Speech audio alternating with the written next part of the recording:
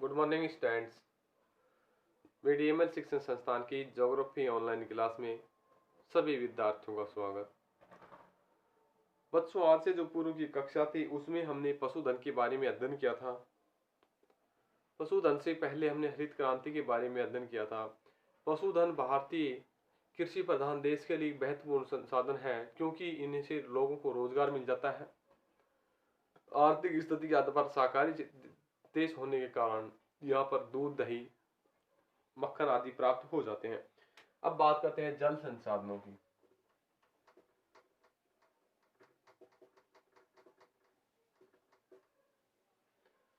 जल संसाधन हमारे लिए बहुत ही महत्वपूर्ण संसाधन माना गया है क्योंकि जल के बगैर जीवन संभव नहीं है।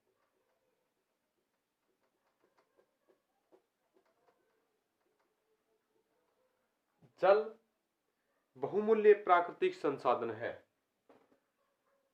जल संसाधन, जल एक बहुमूल्य प्राकृतिक संसाधन है और देश के सामाजिक आर्थिक विकास के लिए मूल आधार माना गया है। जल को, अगर जल के बिना कोई कार्य संभव नहीं है।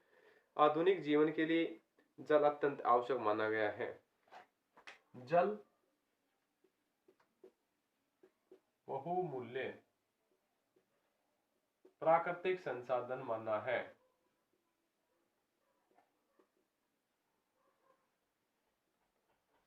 बहुमूल्य प्राकृतिक संसाधन है और देश की सामाजिक आर्थिक विकास के लिए, सामाजिक आर्थिक उन्नति के लिए या आर्थिक विकास के लिए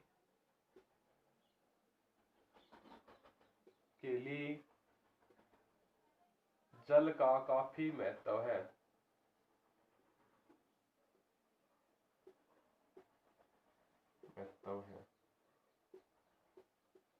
इनके आर्थिक और सामाजिक आधार के लिए जल का काफी महत्व है।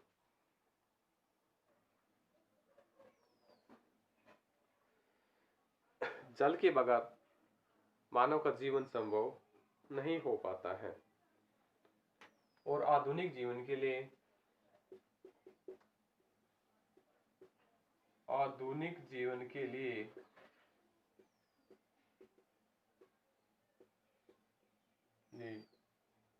जल एक अत्यंत आवश्यक संसाधन है।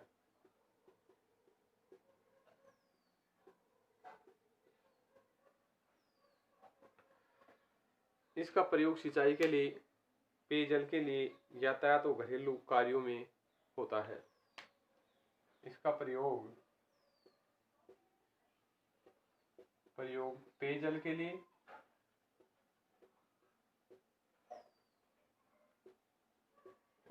घरेलू कार्य के लिए,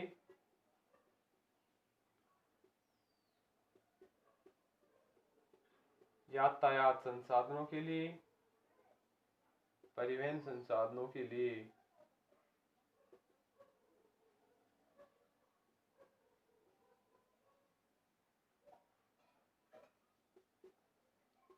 होता है।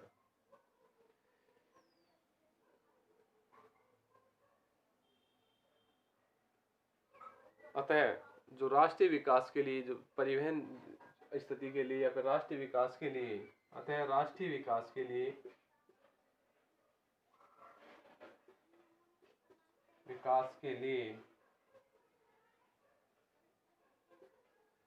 जल का बहुत ही महत्व है। जल के बगैर कोई कार्य संभव नहीं हो पाता है।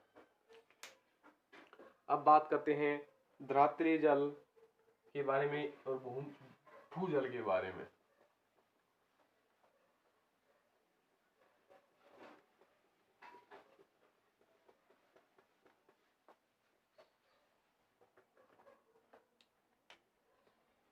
बात करते हैं धरातलीय जल संसाधन।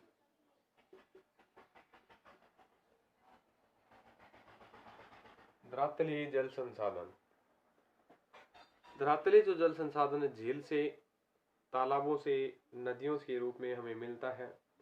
भारत में 13 जो बड़ी नदियां हैं जिनका जल ग्रहण क्षमता है 256.8 मिलियन हेक्टेयर है।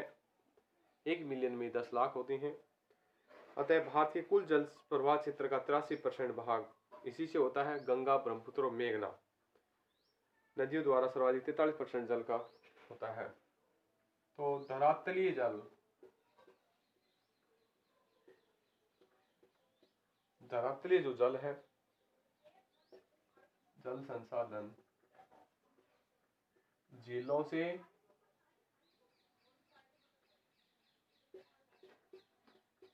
तालाबों से और नहरों द्वारा, नहरों के रूप में मिलता है।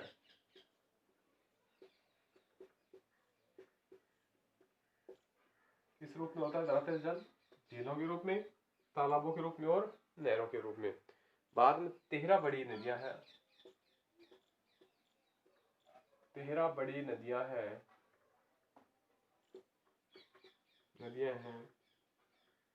जिनका जल बहुत ही स्थिति के आधार पर होता है, जिनकी जल ग्रहण क्षमता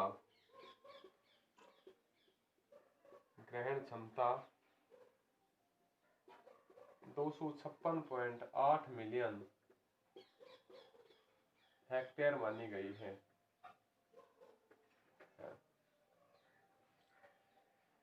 यह भारत के जल प्रवाह के क्षेत्र के 83% भाग को प्रभावित करता है।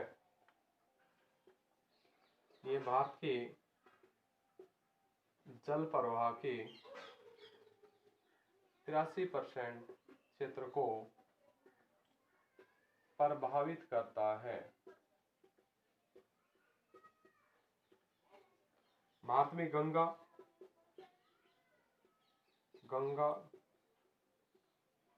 ब्रह्मपुत्र, मेघना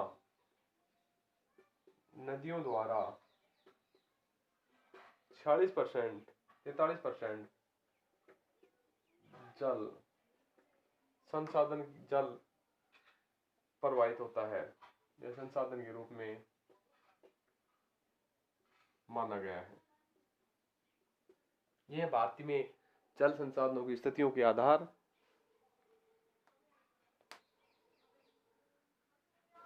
धरातलीय जल झील, तालाब, नहरों के रूप में 256.8 मिलियन क्षमता रखता है। नदियां 43% भाग को प्रवाहित होती हैं। अब बात करते हैं भूजल की।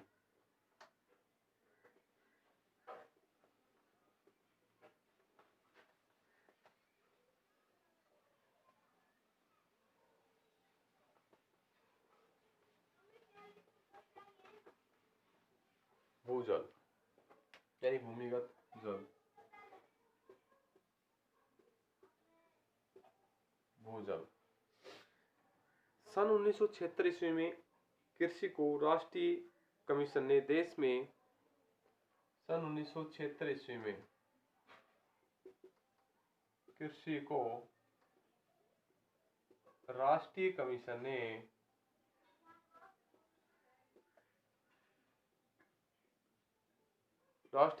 ने देश में 67 मिलियन हेक्टेयर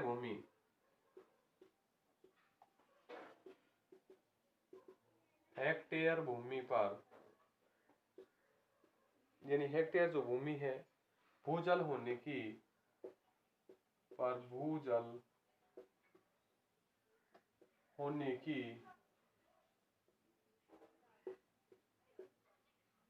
संभावना व्यक्त की थी।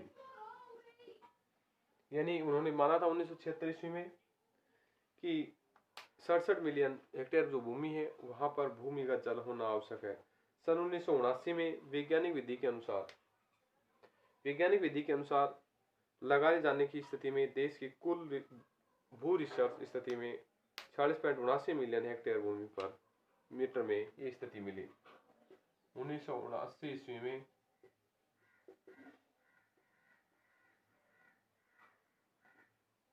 ईस्वी में भूजल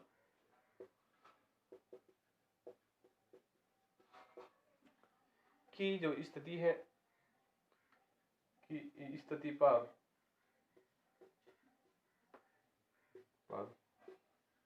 वैज्ञानिकों ने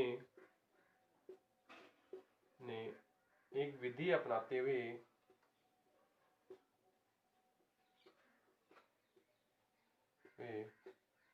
46.6 मिलियन हेक्टेयर भूमि मीटर पर ये स्थिति अपनाई गई कि जल स्थिति के आधार पर उपयोग किया जा सकता है। अब बात करते हैं जल संसाधनों की उपयोग।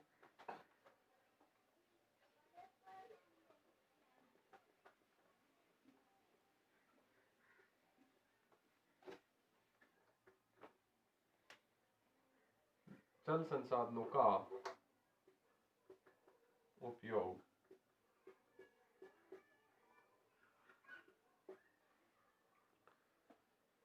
जल मनुष्य के लिए प्रारंभ से ही लाभदायक और हानिकारक स्थिति में रहा है, क्योंकि समुचित उपयोग से हानियां भी होती हैं और उससे हानियों को लाभ में बदला जा सकता है। भीषण बाढ़ मनुष्य के लिए सदैव क्षतिपूर्ति की स्थिति रही है, क्योंकि जल एक हानिकारक स्थिति में बाढ़ के रूप में होता है। वैज्ञानिकों इन पर कुछ न कुछ संसाधन पर लगाम लगा दी है कि इनसे जल के कारण बाढ़ से बचा जा सकता है। तो बांध बना दी जाए तो इस बाढ़ की स्थिति से हम मुक्त हो सकते हैं। उत्तरी मैदानी भाग में जल स्तर काफी गहराई पर नहीं होता है, कम गहराई पर होता है, जहां नलकूप और कुएं विकसित किए जाते हैं। जल मनुष्य जीवन में लाभदायक व हानिकारक दोनों स्थिति में होता है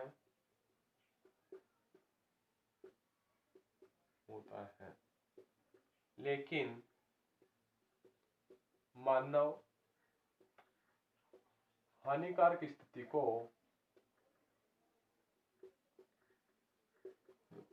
को लाभप्रद स्थिति में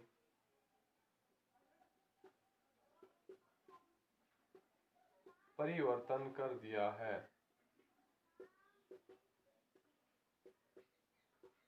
क्योंकि जिन भागों में बाढ़ आती थी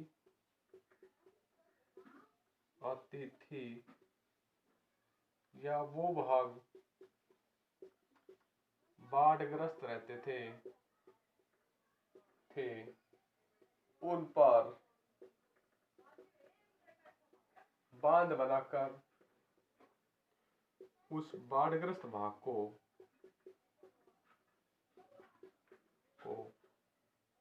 सुखद स्थिति में ला दिया है और उस जल का उपयोग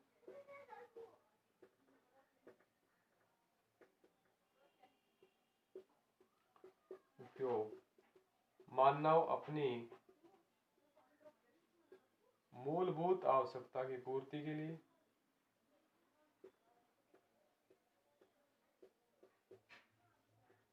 के लिए करता है।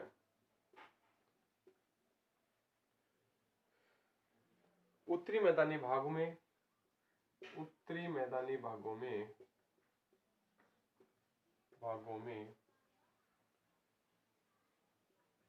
भूमिगत जल स्तर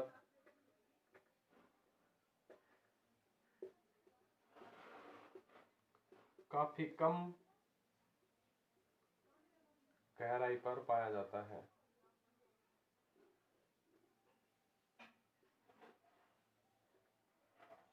जहां नलकूप एवं कुएं स्थापित किए गए हैं।